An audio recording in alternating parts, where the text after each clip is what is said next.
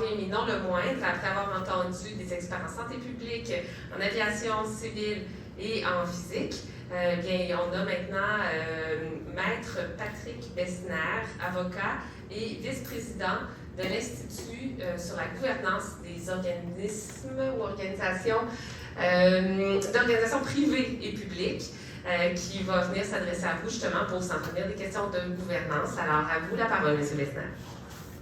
Merci infiniment. Première question que tout le monde se pose, c'est quoi la gouvernance? C'est un mot qui est souvent utilisé. Mais on pourrait le simplifier simplement dans un processus décisionnel dans la prise de décision d'une organisation. Donc, évidemment, dans DASH-L, c'est une OBNL, partie 3, et il y a un processus décisionnel qui est pris à l'intérieur de cette corporation-là. Les cadres sont, par exemple, le Code civil, la partie 3 au niveau loi sur les sociétés, sur les compagnies, qui est la loi qui a fait la constitution de cette OBNL, les lettres patentes lorsqu'ils ont produit. Il y a d'autres lois applicables, notamment au niveau de l'aviation, qui vont être applicables, les règlements intérieurs et également les politiques du conseil d'administration. On a demandé certaines précisions, notamment au niveau du règlement au code d'éthique de DASH-L, et on n'a pas obtenu vraiment beaucoup, on n'a pas obtenu l'information comme telle. Ils n'avaient pas l'obligation de nous le partager, mais on le demandait simplement pour bien comprendre les mécanismes de gouvernance, notamment qui sont les membres, comment l'élection se fait, qui fait la nomination, qui nomme qui. Également, un autre élément important au niveau de la gouvernance, c'est au niveau des états financiers. Mais c'est important de bien comprendre qu'ils n'ont pas l'obligation de le faire, mais ça serait été beaucoup plus facile pour tous. Donc, les parties prenantes directement associées à la corporation sont l'Assemblée des membres, le conseil d'administration et la direction générale. Habituellement, les membres ne font que élire les administrateurs pour faire la nomination, nommer l'auditeur, donc le vérificateur comptable, ratifier les modifications au niveau des règlements de façon générale. Il y a d'autres choses que les membres peuvent faire, mais généralement, ça se limite ici. Parce qu'une des questions, c'est qu'est-ce que la Ville peut faire de plus? Bien, si elle n'a pas la majorité, par exemple, au conseil d'administration de la DASH-L, elle est beaucoup plus limitée à cet égard-là. Il pourrait y avoir une influence contractuelle, par exemple, si la Ville est propriétaire de terrain ou il y a d'autres ententes. C'est la même chose pour le fédéral. Il peut y avoir un encadrement contractuel. Encore une fois, comme je vous dis, il manquait des morceaux de puzzle pour bien comprendre l'ensemble du portrait. Le rôle du conseil d'administration et des devoirs. Donc, le rôle central, c'est d'agir dans les intérêts de l'organisation. Ça, c'est important de bien le comprendre. Donc, comme administrateur, la règle, c'est qu'on est mandataire et on agit dans l'intérêt de la corporation. On retrouve au niveau du Code civil, puis de toute façon, vous allez avoir une copie là, de la présentation. Et également au niveau de l'IGA, il y a une présentation que j'ai faite pour vous démontrer quelles sont les fonctions, qu'est-ce qu'on fait également. Donc, ça vous sera distribué à un autre moment donné. Donc, on voit l'administrateur est considéré comme un mandataire. Donc, l'administrateur n'agit pas pour un membre. Donc, même si vous avez, la Ville serait majoritaire en nommant la majorité des administrateurs, les administrateurs n'ont pas en soi un devoir d'exécuter ce que la Ville exige ou donne comme instruction. Ça, c'est très important. Je comprends que ça fait des nuances, mais c'est important dans votre travail de bien comprendre jusqu'où la Ville peut aller. La Ville va nommer, ce que je comprends, un certain nombre de membres. Historiquement, elle était majoritaire. Je ne sais pas pourquoi ils sont minoritaires. C'est des questions qui devraient être répondues à cet égard-là.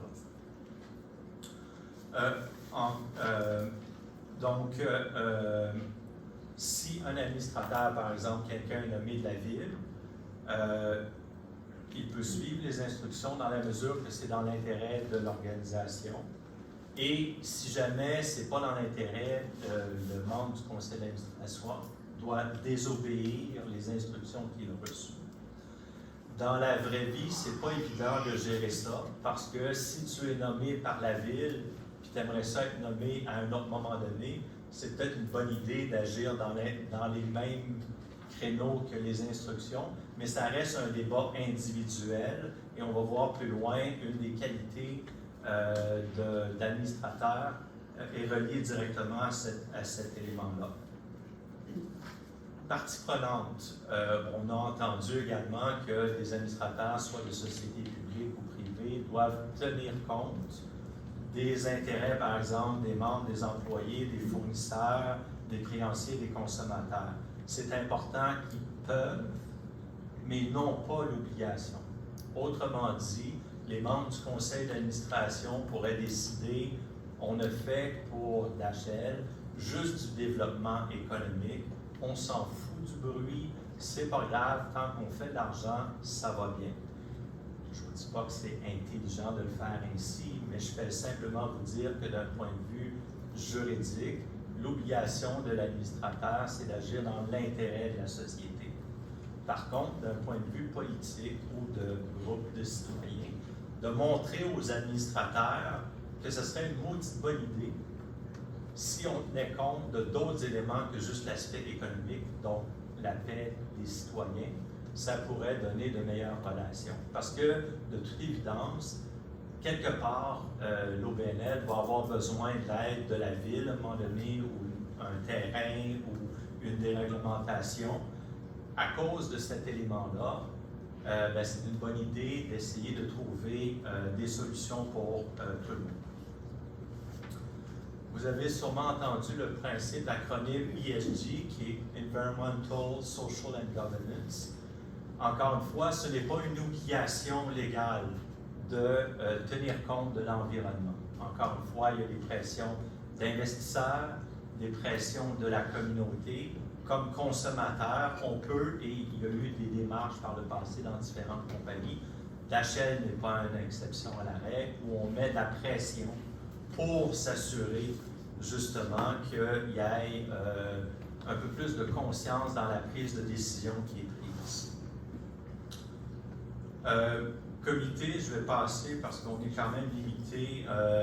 Souvent, au niveau de bonne gouvernance, on va avoir un comité de gouvernance et d'éthique. Je ne sais pas si DHL a un tel comité, mais généralement, ce comité-là va s'assurer d'avoir une plus haute transparence. Par exemple, j'ai vu sur le site web de DHL, il y avait peu d'informations. Il y a des organismes, des OBNL, même s'ils n'ont pas l'obligation, vont avoir leur règlement, vont avoir des codes d'éthique, vont avoir beaucoup plus de transparence. Donc ça, c'est des éléments que vous pourriez et qui pourraient aider justement un peu la dualité qui peut exister ou que j'ai pu voir jusqu'à présent s'il y avait beaucoup plus de transparence. Il est important également au niveau d'un conseil d'administration d'avoir de la diversité. Je n'ai pas fait l'analyse au niveau du conseil d'administration de DHL. Donc, quand on nomme un administrateur, il est important de regarder le plus possible que ce soit la parité homme-femme, que ce soit l'aspect représentatif, soit des communautés économiques municipales. Et si on regarde également, puis comme on n'a pas le règlement, on ne sait pas, mais pour d'autres aéroports, on voit des nominations, par exemple, le gouvernement fédéral a un membre, la ville locale a 2 membres. Les transporteurs en ont 1. Et on crée un certain équilibre justement au niveau de l'organisation. Malheureusement, je ne peux pas vous dire c'est quoi l'équilibre parce que je ne connais pas la réglementation et c'est quoi les obligations de DHL. Il reste 5 minutes. 5 minutes? Mais il n'y a pas de problème. Important pour un organisme en termes de gouvernance d'avoir des administrateurs légitimes et crédibles. Légitimes, ça veut dire qu'ils sont représentatifs, crédibles, et qui, d'un point de vue extérieur, peuvent faire un travail important et également d'être indépendants. Par exemple, si on regarde, puis je ne connais pas qui a nommé qui au conseil d'administration de DHL, mais si, par exemple, les utilisateurs, écoles de pilotage et autres, ont une majorité au conseil d'administration, et je ne sais pas, bien, on pourrait avoir une organisation qui a tendance à écouter un peu plus les utilisateurs, ce qui peut être, dans certains cas, adéquat et dans d'autres cas, pas du tout. Je vous donne un exemple, le port de Montréal, où il y a plus d'utilisateurs que de nominations gouvernementales, par exemple. Mais comme il n'y a pas d'interaction énormément avec le public, ça ne dérange pas vraiment comme tel et ils sont dans un environnement où il n'y a à peu près pas de population. Mais s'il y avait une concentration trop importante d'utilisateurs ou d'influence d'utilisateurs, évidemment, les décisions ne seront pas les mêmes au niveau du conseil d'administration. D'où l'importance d'avoir des administrateurs légitimes et crédibles et indépendants.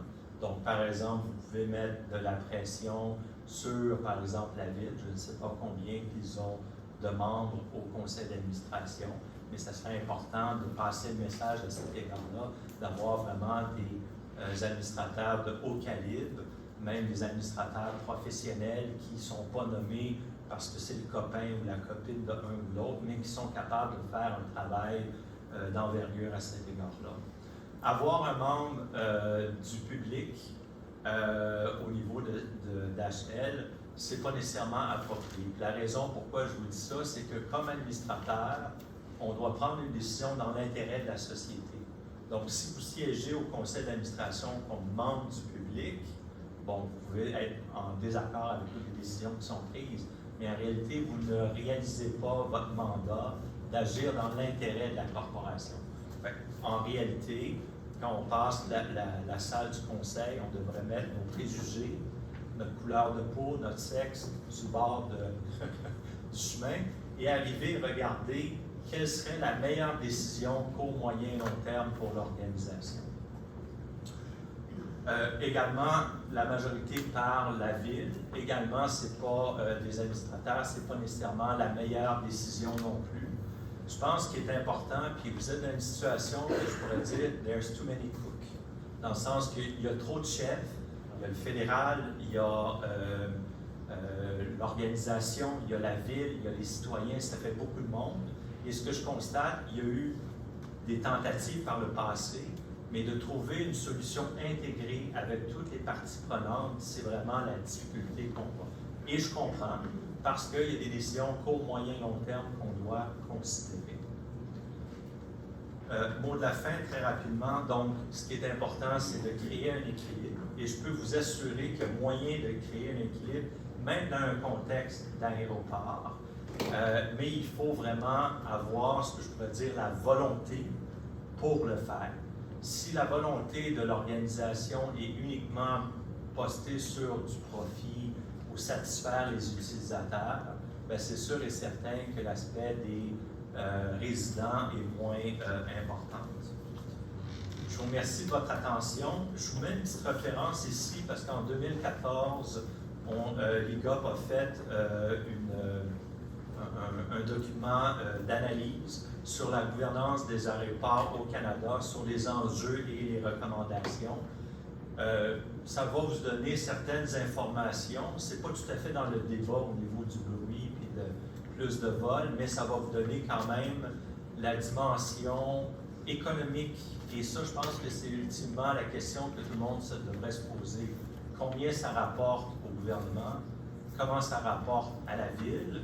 Et est-ce qu'au niveau de la Ville, on travaille, par exemple, oui, les résidents, on est d'accord et tout ça, mais d'un autre côté, ça amène beaucoup de taxes, ça amène beaucoup de revenus, et qu'on trouve une position qui est peut-être molle envers tout le monde parce que ça nous satisfait d'un côté ou d'un autre.